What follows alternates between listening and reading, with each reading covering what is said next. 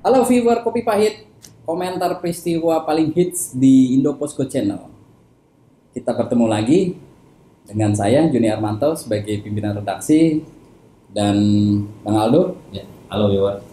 redaktur pelaksana, dan Bang Wahyu, redaktur senior. Kita berbicara sebagai pengamat abal-abal ya, seperti biasa. Kali ini isu yang akan kita angkat itu koalisi antara koalisi antara Prabowo dengan Puan Maharani. Ya, sebelumnya juga Sekjen Gerindra Ahmad Muzani sempat berkomentar ya, dia berharap Gerindra itu bakal berkoalisi dengan PDIP. Kita ketahui bahwa PDIP kan partai terbesar untuk saat ini dengan partai penguasa dengan jumlah suara terbanyak. Ya tentunya Gerindra mungkin harap-harap cemas kali ya, karena Pilpres kan masih lama nih, 2 tahun lagi nih. Gimana? Pak Aldo gimana? Bang Aldo? Ya, jadi untuk menghadapi pemilu 2024 yang udah pasti itu kan tahunnya. Ya. Kalau tanggalnya belum. Pilpres tuh barengan, keputusan MK terakhir Bang Wahyu, Bang Juni Armanto, tetap pemilu 2024 itu 5 kotak suara. Maksudnya tetap serentak bareng Pilpres sama Pileg. Nah, yang menarik kan tadi Bang Aro bilang soal Pilpres ya.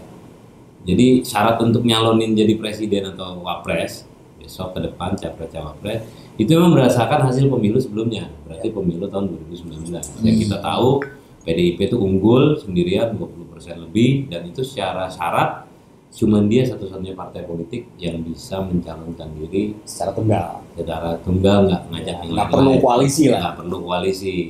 Justru ketika Gerindra itu coba mengajak PDIP, karena bagaimanapun kita tahu bahwa rasanya nih Gerindra masih terus dorong Pak Prabowo Subianto ya. Jadi capresnya, karena menurut beberapa lembaga survei masih unggul, apalagi ini disambut dengan kemarin tuh Bang Wahyu, Bang Aro kan, sebelum Jenderal TNI Andika Perkasa dilantik jadi Panglima kan ada pertemuan tuh bertiga.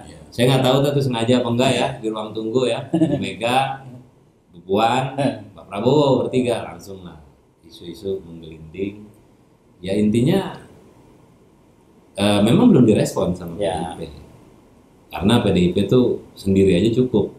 Tapi memang ada kendala di PDIP, walaupun sendiri dia nggak punya calon yang secara kuat, elektabilitasnya tinggi, popularitas itu belum ada. Pak Jokowi lah. Iya, kita tahu survei Puan Maharani pun masih jauh di bawah kepala-kepala daerah sekarang nih, 0, tapi di sisi lain dia punya kader yang menjulang namanya, kepala daerah yang di Jawa Tengah itu kan, Gubernur Jawa Tengah Ganjar Pranowo. Nah makanya PDIP coba lihat situasi dan kondisi, selain masih lama, tapi komunikasi politik menurut saya nih ya, emang wajar kalau harus dibuka dari sekarang. Namanya pembukaan kan, Pemanasan lah. Kalau dalam pertandingan kan pemanasan dulu nih. Nggak keram, nggak apa kan. Nah, sekarang gimana, Bang Wahyu? Ya, kalau saya melihat, kalaupun PDIP sama Gerindra itu koalisi, tinggal siapa calon, ya kan? Kalau misalkan PDIP ngedorong Ganjar, berarti dia harus nomor 1. Harus capres. Iya, capres. Iya. Prabowo nggak mungkin jadi presiden, Wakil. jadi wakil. Mungkin. Ya, karena Kalau seandainya koalisi. ya, tapi kalau koalisinya kemudian dibalik, Prabowo nomor 1, tentu yang didorong Puan sebagai putri mahkota, gitu. Nah, cuma masalahnya apakah nama Puan itu cukup punya elektabilitas baik di masyarakat. Kita tahu, ya dulu kita pernah bahas bahwa Puan itu kan secara prestasi belum mampu menandingi apalagi nama besar Prabowo kan. Iya, jauh. Nah, sementara dengan emaknya aja kalah gitu, apalagi dengan Puan. Saya pikir memang mesti Gerindra itu mesti cari alternatif sih. Saya pikir harus ada partai-partai lain yang dia ganti sih. Masih pakai ini ya, kayak masih hitung-hitungan, main puzzle. Nggak mungkin lah dia kalau hanya mengharap PDIP, kayaknya ya itu dia harus rela jadi nomor 2. Ya, karena tadi bilang Pak Aldo ya, Iya. PDIP untuk berdasarkan perhitungan Pilpres 2019 Iya. cukup sendiri aja. Sendiri, Udah nggak perlu koalisi. Tinggal yang perhitungannya dengan cari figur aja. Iya, tinggal cari figur. Kebetulan mau dia usung capres cawapresnya kader dua-duanya, misalnya nih Bang, Bisa loh. secara ekstrim Puan Maharani Ganjar Pranowo atau dibalik, bisa dia nyalonin, bisa gitu. Ya tinggal kuat-kuatan gimana lah strategi politiknya masing-masing. Ya isu-isunya kan sebenarnya dinamika politik ya Iya. yang terjadi di masyarakat. Karena emang bagaimanapun juga 2024 kan masih 2 tahun lagi. Masih 2 tahun. Sementara pemanasan ini kan masih berlangsung. Dan PDIP sendiri kan, Gerindra sendiri sudah mendorong Prabowo menjadi Betul. capres, calon tunggal. Karena memang di Gerindra belum ada calon lain ya, Betul. paling kuat kan Pak Prabowo. Meskipun Betul. Prabowo waktu itu ditanya juga, saya belum inilah ini. Biasalah. Ya itu memang bahasa politis. Tapi sebenarnya Dinamika seperti itu. sudah beberapa daerah sudah deklarasi Pak. Deklarasi ya. Sudah letupan-letupan udah. Kalau istilah balapan mah udah mulai Ya. Iya benar. meskipun di beberapa figur-figur lain, meskipun Anies ada, Ya. terus Sandi ada, ada. itu dari grassroots loh, Ganjar ada, Dan Sandiaga Uno itu kader Gerindra. Ganjar ada di situ, ya kan? Nah, ya akhirnya banyak bermunculan sih sebenarnya lebih bagus. Jadi memang wajar Bang sendiri. Aro, Bang Wahyu kenapa Gerindra beberapa daerah masih dorong Pak Prabowo ya. Karena secara elektabilitas survei emang di antara kader Gerindra emang paling tinggi. Iya, betul. Itu kita bahkan kalau beberapa lembaga survei kan ngeluarin rilisnya ya. Itu Pak Prabowo bahkan mengungguli sekelas Ganjar, Anies, Ridwan Kamil dan yang lainnya, ketum parpol yang lain mah jauh lah sama Pak Prabowo ini kan sejauh ini gitulah ya. Ya, secara ini kan 3 kali sudah mengikuti Betul. Pilpres. 3 kali. Dan 3 kali sudah uji coba lah. Hmm. Uji coba sekali kalah, 2 kali kalah, 3 kali kalah. Nah ini keempat nih kita nggak tahu nih. Apalagi kekuatannya sekarang Pak Prabowo Menteri Pertahanan ya. Yo. Ada di kabinet gitu kan. sedang magang, sedang Iya. magang. Sedang magang gitu kan. Yang dulu kita kagetkan kan ketika Jokowi menang, Prabowo bukannya menjadi oposisi tapi malah menjadi koalisi, bagian dari koalisi. Ya, itu mungkin Ininya. salah satu langkah untuk menuju Ya, koalisi itu. betul. Jadi mungkin berpikir kayaknya periode berikutnya saya ikut nih. Jadi artinya dia harus memasang strategi udah jauh-jauh hari nih, udah lama gitu loh. Kasarnya di Pilpres pertama dia melakukan uji coba strategi seperti sebelumnya gagal. Pilpres kedua mereka sendiri gagal. 3 ini gagal. Nah yang keempat nih test case-nya nih, strategi yang dia dijalankan nih, apakah menang atau mengulangi kejadian sebelumnya. Gitu. Nah, ini kan terjadi tantangan-tantangan khususnya Iya. dari Gerindra dan Pak Prabowo sendiri kan. Memang Sendiri. hubungan Gerindra sama PDIP tuh naik turun ya. Ya, betul. Karena kita tahu waktu 2009 Pak Prabowo berpasangan dengan Bu Mega setelah baca tulis. ya kan ada perjanjian batu tulis. Kemudian secara personal nih kedua orang dekat. Begitu. Lalu di 2014 dan 2019 berpisah. Tapi di tengah-tengah itu waktu Pilkada DKI sempat bersatu ya, mengusung Pak Jokowi, Pak Ahok waktu itu. Nah sekarang ya kita maklum sih ketika Pak Muzani itu coba buat pernyataan dia harus butuh koalisi. Artinya dia coba test case, kalau nggak masuk di PDIP, saya sepakat dengan Bang Wahyu. Harus dicari alternatif lain. Gerindra itu 11%. Ya.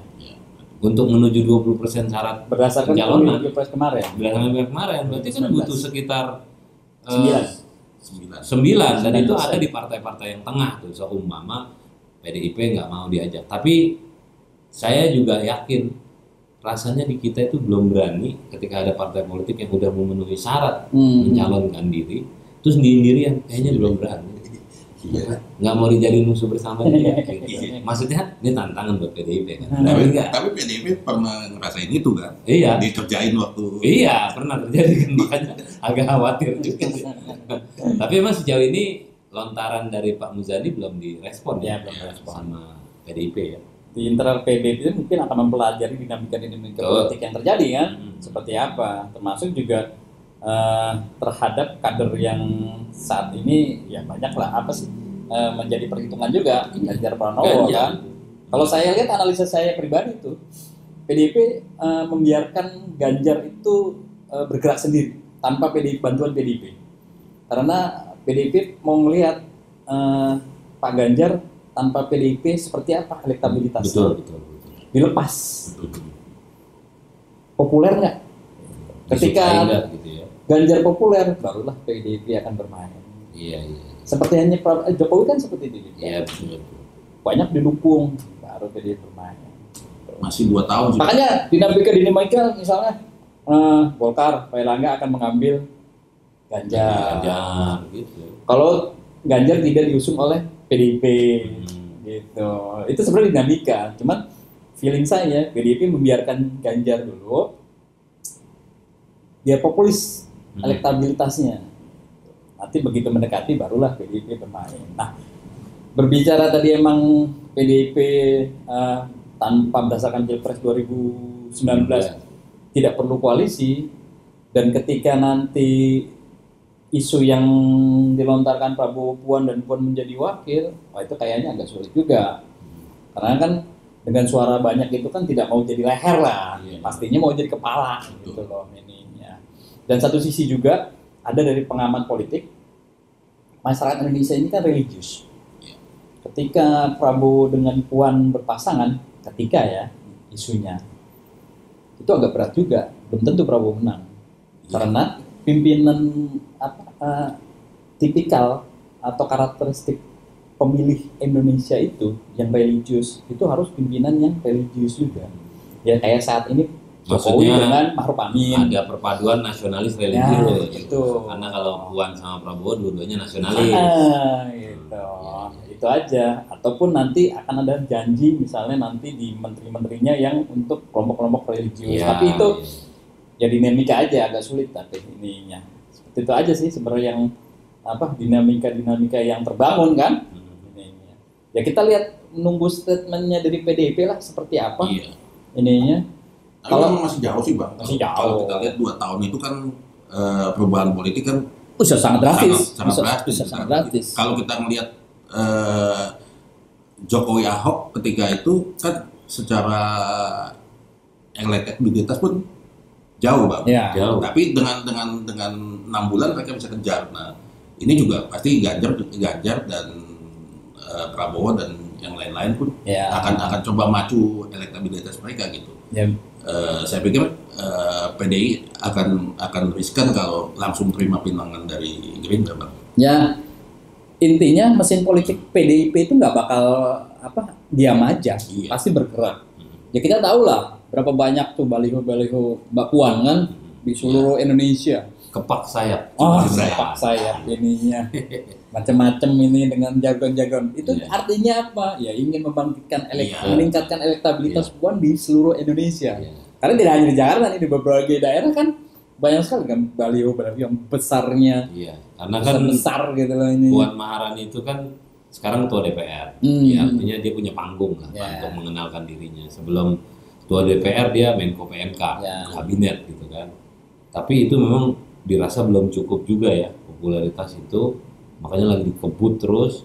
Ya kita masih main baliho, masih main begitu, belum lagi media sosialnya. Dan kalau secara kultural juga PDIP ini nggak bisa diremehin mesin politiknya. Ini salah satu partai politik yang punya basis massa yang real, yang solid, loyal, begitu ya. Itu yang nggak bisa dimungkiri. Sama halnya dengan Gerindra, bedanya Gerindra ada di sosok Prabowo ini, walaupun secara kepartaian Gerindra ya belum begitu lama kan sebagai sebuah partai politik.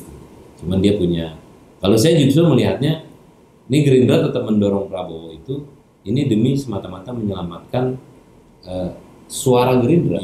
Karena kalau nggak didorong Prabowo, siapa yang mau dijual? Kan ntar orang milih sosok, milih partai kan, pasti ada begitu. Itu salah satu kenapa lah salah satu parpol itu bisa berkembang karena ada ketokohan. Sosok itu sangat penting. Tapi kalau tokohnya nggak ada, itu langsung biasanya ambruk tuh, secara otomatis tuh. Kecuali dia punya sistem kaderisasi yang kuat, melekat dan lain-lain, ya mungkin itu terlihat menurut saya nih ya di Golkar. Siapapun tokohnya, karena mereka udah mengakar, kaderisasi kuat, solid dan ya turun banget sih enggak, tapi suaranya stabil aja di posisi 3 besar ya. Setiap pemilu gitu. Dan selalu melihat perkembangan politik ya. Misalnya salah satu parpol ini, wah ini potensinya pasti dia menang. Itu langsung Golkar cerdas sekali kan. Pengalaman 32 tahun pengalaman parpol tuh ini. dan jatuh bangun juga kan. Reformasi segala macam, tapi masih bisa survive lah. Maksudnya pohon beringinnya masih tegak lah. Nah ini kembali juga nih ke sosok Pak Jokowi. Karena bagaimanapun juga loyalis Jokowi masih banyak. Dan Jokowi PDIP. Iya. Sangat berpengaruh untuk bisa menggerakkan suara atau mendulang suara banyak. Ya nantinya pasti akan Jokowi menjadi jurkam kan? Iya. Penentu juga. Jurkam, ayo siapa yang pengikut saya alihkan suaranya ke ini. Yang pastinya ya PDIP lah ininya. Iya. Seperti itu. Ya, kalau kita lihat dari posisi pendukung Jokowi, memang sebagian besar larinya ke Ganjar, makanya kemarin ada banting celeng itu di Solo. Nah, itu yang sebagian larinya ke situ Bang. Terus tapi kalau kita lihat juga dalam beberapa acara kenegaraan, Puan mulai diajak sama Pak Jokowi kemana-mana. Mungkin itu salah satu untuk elektabilitas Puan. Masih punya kesempatan 2 tahun lagi.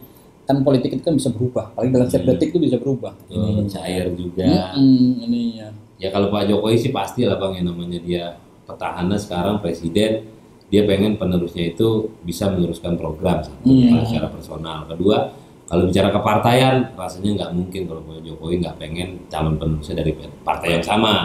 Dalam hal ini kan Pak Jokowi juga kader PDIP juga. Satu hal lagi yang pasti akan mengamankan semua pembangunan atau kebijakan yang selama ini sudah dilakukan.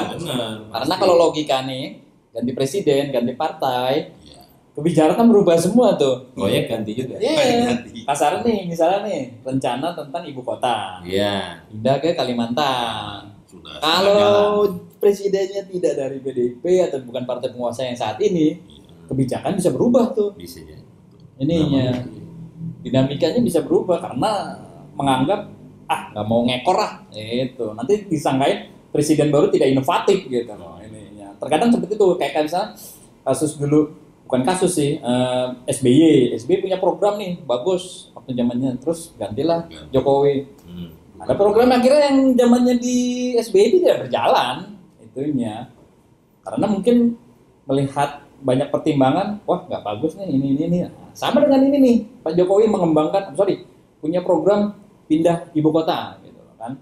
Karena pindah ibu kota itu kan nggak mungkin setahun 2 tahun, bertahun-tahun nih ininya. Nanti kalau presidennya ganti kemudian nggak perlu tuh ibu kota pindah. Sementara duit negara udah keluar tuh. Udah jalan, investor udah masuk juga. Udah masuk. Ternyata bisa rugi kalau umpamanya tidak ini kan. Nah itu juga yang di belakang calon-calon ini kan pasti banyak investor yang banyak kepentingan. Mengamankan bisnisnya. Nanti kalau presiden berhenti, tadi yang bilang dari investor kan, ketika dia menanam udah beli tanah, udah beli apa di Kalimantan, begitu berubah, ya hambar. Iya, seperti itu ini ya. Tapi yang ini Bang, kalau kita lihat ada yang menarik sih sebenarnya selain Prabowo yang Menhan, terus kayaknya Erick Thohir juga mulai main di BUMN-nya, terus Sandiaga juga mulai kampanye di mana-mana. Elektabilitasnya udah mulai keluar. Erlangga juga mulai digenjot juga gitu. Nah ini memang Pilpres 2024 ini menarik Bang. Jadi kita lihat lah. Dan yang menarik memang sebagian besar adalah kalau kita lihat tokoh-tokoh muda yang akan bertarung gitu kan. Nah kalau apakah Prabowo sanggup menghadapi milenial gitu kan. Nah itu yang kita tunggu. Apakah dia akan sanggup menghadapin orang-orang muda yang secara energi jauh lebih cepat akselerasinya dan lain sebagainya. Sementara dia kan udah mulai sepuh lah. Umurnya udah 70 tahun. 70 tahunan. Setuju saya bahwa 2024 itu Pilpres menarik ya, karena akan diikuti calon baru. Maksud calon baru tuh petahana yang menjabat, dalam hal ini Pak Jokowi nggak bisa ikut lagi konstitusi aturannya. Nah kedua, selain tokoh-tokoh yang tadi kita sebutin, kepala daerah dan segala macam, saya kok melihatnya barangkali nih ya, mereka kan kepala daerah nih lagi pada punya panggung. Tahun depan 2022, 2023 tuh nama-nama itu nggak ada. Pak Anies selesai, 2023 Pak Ganjar, Pak Ridwan Kamil selesai. kita lihat panggungnya dia setelah tidak menjabat seperti apa. Ada juga Menteri Kabinet nih yang sekarang, ya kan, Pak Erick Thohir, kita ke ATM ada mukanya dia, ya kan, ada suara dia, ada gambar suara dia. belum baliho Pak Erlangga, Pak Andi kalau buka medsos, Iya. itu semua saya setuju bahwa mereka juga potensial. Saya mengistilahkan mereka ini lagi nampakin diri aja dulu. Rata-rata kan mungkin Pak Erick Thohir nggak punya parpol kali ya. Kalau Pak Sandiaga kan Gerindra, Pak Erlangga ketum Golkar. Tapi ya emang selalu menarik kalau ngomongin capres cawapres gitu. Iya, betul. Ini ya nggak bisa-bisa nih, dan akan selalu banyak dinamika yang bisa berubah. Iya. Nanti bisa aja nanti Prabowo sama Sandi. Betul. Kembali seperti yang pilpres sebelumnya kan ininya. Atau nanti Erlangga sama siapa, sama Puan, ya bisa jadi. Atau mungkin Erlangga sama Ganjar. Iya, bisa saja kalau Golkar yang koalisi dengan PDIP, Iya. bisa Erlangga dengan siapa? Gitu. Atau Erick Thohir dengan Puan atau dengan Prabowo, ya kan bisa jadi itu semua dinamika itu kan sah-sah aja selama belum ada ketetapan dari KPU siapa sih calon capres yang benar-benar sudah ditetapkan. Apalagi KPU juga masih dalam proses juga kan ininya kan. Dan yang paling penting Bang dari semua itu kan mereka pejabat negara nih, Ya. Jangan lupain juga tugas Iya, utamanya. iya. Jangan nyusupin ya. Iya, mereka kan menteri, mereka kepala daerah, tugas utamanya ya rakyat dulu, gitu kan. Walaupun kita akui mereka adalah kader partai politik juga, punya kepentingan yang sama. Karena dia mendapat gaji, fasilitas segala macam itu dari APBN, dan APBN itu dari duit negara dari masyarakat. Iya. Harusnya kerja mereka ya untuk masyarakat, jangan untuk partai gitu. Untuk saat ini ya. Iya. Ininya. Meskipun ya beberapa pejabat tuh kalau seandainya sudah lepas kerja ya nggak apa-apa lah. Tapi kalau masih dalam posisi kerja sebagai pejabat ya janganlah ininya, iya kan? Katanya. Ya, masalahnya kalau seorang menteri jabatannya melekat Bang, mau dia lagi di warung kopi gini menteri, Pak Menteri gitu kan, nggak mungkin.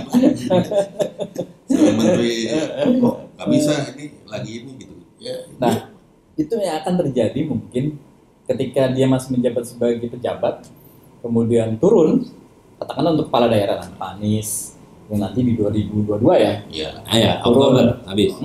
Habis. Bagian. Kalau dia Ganjar 2023 bareng dengan Jawa Barat. Kamil bareng tuh Jabar Jateng. Nah itu Kamil juga mungkin. Nah, makanya mereka melakukan itu tuh ketika dia di pejabat, kemudian banyak diliput media segala macam, wajah dia, suara kegiatan dia masih tercover. Nah, ketika sudah tidak menjabat, Itu dia. bisa nggak elektabilitasnya tetap bertahan gitu, apalagi mendekati ininya, mendekati apa sih pilpres gitu loh. Mungkin Karena yang setahun peluang 2 tahun. menteri itu. Itu yang peluang menteri. Menteri. Kalau nggak di reshuffle. Kalau nggak ada apa-apa juga. Nah, itu dia. Kadang-kadang jelang pemilu ada aja yang memaksakan kabinet ya. Tapi jangan salah, satu lagi nih, isu-isu yang selalu datang nih dari awal nih. Periode presiden 3 periode. Itu dia. Nah, itu sih sudah dipetain. Udah dipetain. Itu kan kalau 3 periode kan harus mengubah undang-undang. Iya, betul. Ya. Tapi selalu ada mengembuskan itu. Iya. Ketika mengembuskan, artinya tidak ada figur. Iya memang. Iya kan? Tidak ada figur lain selain Jokowi. Padahal masyarakat Indonesia itu membutuhkan figur baru. Dan ini menjadi ini loh, kadang-kadang pernah waktu pemilihan di Malaysia itu, salah satu pengamat, dia mencontohkan Indonesia. Contoh dong Indonesia. Figurnya selalu berganti.